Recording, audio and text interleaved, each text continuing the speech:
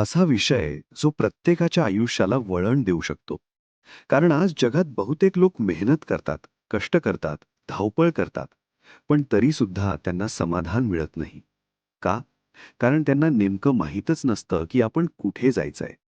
आणि जिथे जायचंय तेच माहीत नसेल तर कितीही वेगाने धावलो तरी आपण योग्य ठिकाणी पोहोचणार नाही. म्हणूनच आजचा विषय आहे, आपलं ध्येय कसं निश्चित करायचं. सर्वात आधी एक गोष्ट समजून घ्या. ध्येय म्हणजे फक्त मोठं घर, मोठी गाडी किंवा जास्त पैसा नाही. ध्येय म्हणजे तुमच्या आयुष्याला दिशा देणारी गोष्ट. सकाळी उठल्यावर तुम्हाला उठायचं कारण देणारी गोष्ट म्हणजे ध्येय. जर आयुष्यात ध्येय नसेल तर माणूस जिवंत असतो पण आतून रिकामा असतो. आता प्रश्न असा आहे की ध्येय सापडत का नाही? कारण आपल्याला लहानपणापासून विचार करायला शिकवलंच जात नाही. आपल्याला सांगितलं जातं, अभ्यास कर, नोकरी कर, लग्न कर, मुलं होऊ दे, जबाबदाऱ्या पार पाड. पण तुला काय व्हायचंय? तुला आयुष्यात काय अर्थपूर्ण वाटतं? हे प्रश्न कोणी विचारत नाही. आणि हळूहळू आपणही स्वतःला हे प्रश्न विचारणं बंद करतो. ध्येय निश्चित करण्याची सुरुवात होते स्वतःला ओळखण्यापासून. स्वतःला ओळखणं म्हणजे आरशात पाहणं नाही, तर आत डोकावून पाहणं. स्वतःला विचारा, मला नेमकं काय आवडतं? कोणती कामं करताना मला वेळेचं भान राहत नाही? कोणत्या गोष्टी करताना मी थकत नाही? कारण ज्या गोष्टी तुमच्या आतून येतात त्याच गोष्टी तुमच्या ध्येयाच्या जवळ असतात. बऱ्याच लोकांचा गैरसमज असा असतो की ध्येय एकदम स्पष्ट मिळालं पाहिजे. नाही, ध्येय हळूहळू स्पष्ट होत जातं. सुरुवातीला फक्त एक ओढ असते, एक भावना असते, एक आवाज असतो. पण आपण तो आवाज ऐकण्याऐवजी लोकांचा ऐकतो.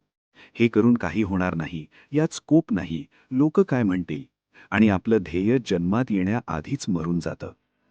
आता इथे एक महत्वाची गोष्ट लक्षात ठेवा. तुमचं ध्येय कोणाशीही तुलना करून ठरवायचं नसतं.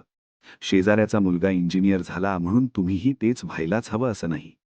कुणी बिझनेस करून पैसे कमावतो म्हणून तुम्हीही तेच केलं पाहिजे असं नाही. प्रत्येक माणसाचा स्वभाव, क्षमता, आवड वेगळी असते आणि म्हणूनच प्रत्येकाचं ध्येयही वेगळं असतं. ध्येय ठरवताना तुमच्या आयुष्याचा हा प्रश्न स्वतःला विचारा. मी आयुष्याच्या शेवटी मागे वळून पाहिलं तर मला कशाचा अभिमान वाटावा?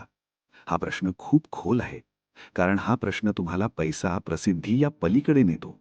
हा प्रश्न तुम्हाला अर्थाकडे घेऊन जातो. काही लोकांचं ध्येय असतं समाजासाठी काहीतरी करणं. काहींचं ध्येय असतं कुटुंबाला सुरक्षित आयुष्य देणं. काहींचं ध्येय असतं स्वतःचं नाव निर्माण करणं. सगळं बरोबर आहे. फक्त ते ध्येय तुमचं स्वतःचं असलं पाहिजे, उधार घेतलेलं नसावं. आता एक गोष्ट स्पष्ट समजून घ्या. ध्येय म्हणजे स्वप्न नाही. स्वप्न आपण झोपेत पाहतो. पण ध्येयासाठी जागं राहावं लागतं.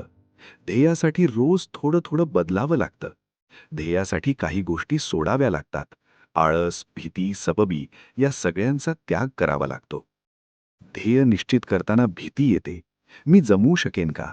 मी अपयशी झालो तर? ही भीती सगळ्यांनाच येते. पण लक्षात ठेवा, अपयश ही ध्येयाची शत्रू नाही, तर दिशादर्शक आहे. तुम्ही चुकीच्या मार्गावर असाल तर अपयश तुम्हाला योग्य मार्ग दाखवतं.